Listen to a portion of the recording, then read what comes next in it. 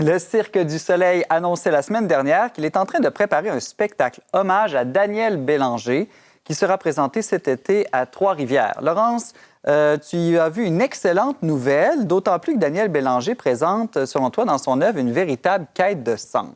Ben oui, Simon, la musique de Daniel Bélanger, c'est pas juste du boum-boum, hein?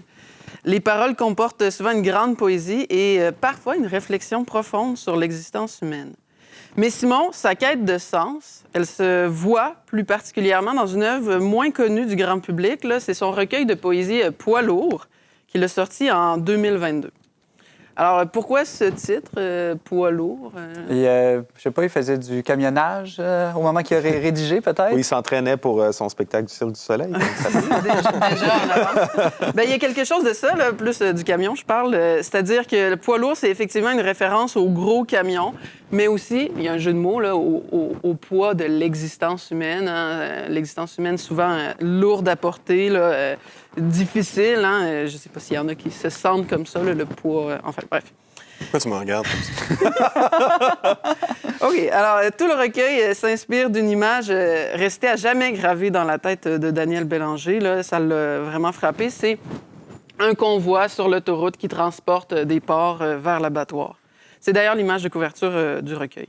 Alors, ce convoi fait penser à l'existence humaine. Là, Daniel Bélanger écrit « Parfois, en dépassant un convoi, je me demande lequel de nous deux terminera le premier à l'abattoir. » C'est pas très joyeux. Sommes-nous dans un convoi? Es-tu, Simon, un gros porc destiné à l'abattoir? Alors, pour petit porcelet, peut-être? Il y a moins de chair à manger.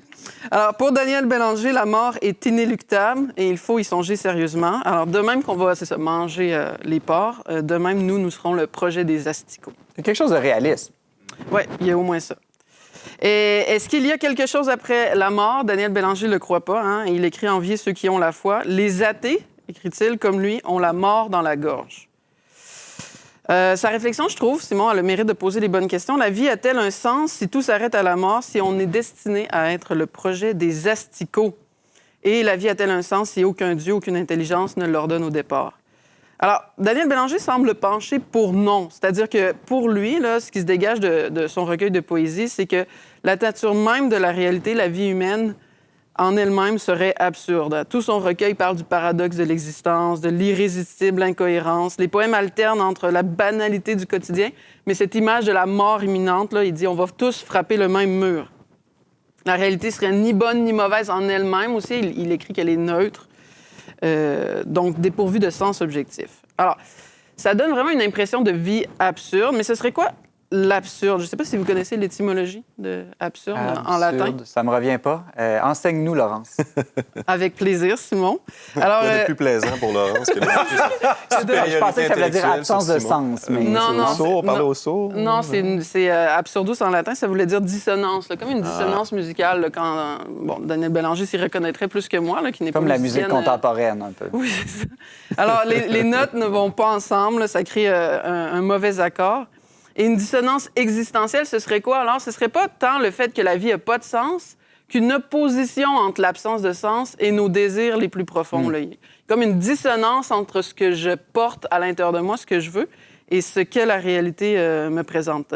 Par exemple, Daniel Bélanger nous dit, en parlant des jours qui passent, « Je voudrais que ça ne cesse jamais. » Et pourtant, il y a comme cette dissonance que les jours passent puis qu'on va mourir.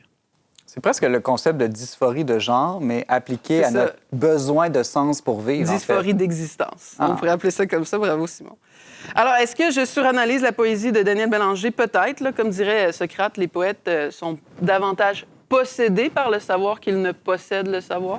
Et ils sont une menace à l'ordre de la cité aussi. Oui, ça, c'est plus Platon, mais ça, je pense, mais ça, c'est une autre histoire. Alors, les philosophes comme moi, c'est suranalysent, décortiquent. Là, je suranalyse peut-être les poèmes de Daniel Bélanger. Lui suit son inspiration, il invente, c'est un poète. D'ailleurs, à ce sujet, parce que c'est pas un essai existentialiste, là, mais à ce sujet, un poème a retenu mon attention, là, une inspiration qu'il a eue un jour. Alors, il écrit « Au bout du quai, jour de semaine, ça va, le vent est bon. Je suis furieux que Dieu s'approche aussi près de mon incroyance. » Alors, tout était intéressant dans ce poème. Simon, le bout du quai, le vent, la paix. Il y a comme quelque chose devant nous, comme une beauté. Le poète le reconnaît naturellement dans son inspiration, une beauté qui appelle à la transcendance. Daniel Bélanger, d'ailleurs, dans La fin de l'homme, même s'il se moque du concept de Dieu dans cette chanson, il parle d'une beauté qui dispose tout, hein, qui subsiste malgré l'homme ou à la fin de l'homme. Alors, ce monde, c'est vrai, il est beau. Daniel Bélanger le voit, le reconnaît en bon poète. La seule question qui demeure, c'est d'où vient cette beauté? Et le spectacle du Cirque du Soleil, en hommage à Daniel Bélanger, on ne l'a pas dit, mais il s'appelle Les Incouchables, hein, en référence évidemment à différentes œuvres là, dans son parcours de Daniel Bélanger. Là, les insomniaques s'amusent, rêver mieux. Donc, Les Incouchables. Pourquoi? Bien, parce que c'est en veillant, c'est en rêvant que se fait la quête de sens, il me semble, Simon. Alors, veiller pour ne pas se contenter d'une vie de gros porc, Bon. mais pour goûter... Ça allait bien, là, jusque-là, Laurence. C'était cute jusqu'à... Alors, pour ne pas goûter une vie de gros porc, mais pour vivre une vie proprement humaine, tournée vers la beauté et qui sait, peut-être, vers le Dieu qui, lui, n'est jamais furieux quand on s'approche de lui. Laurence Godin-Tremblay, chroniqueuse pour leverbe.com, merci beaucoup pour ton édito.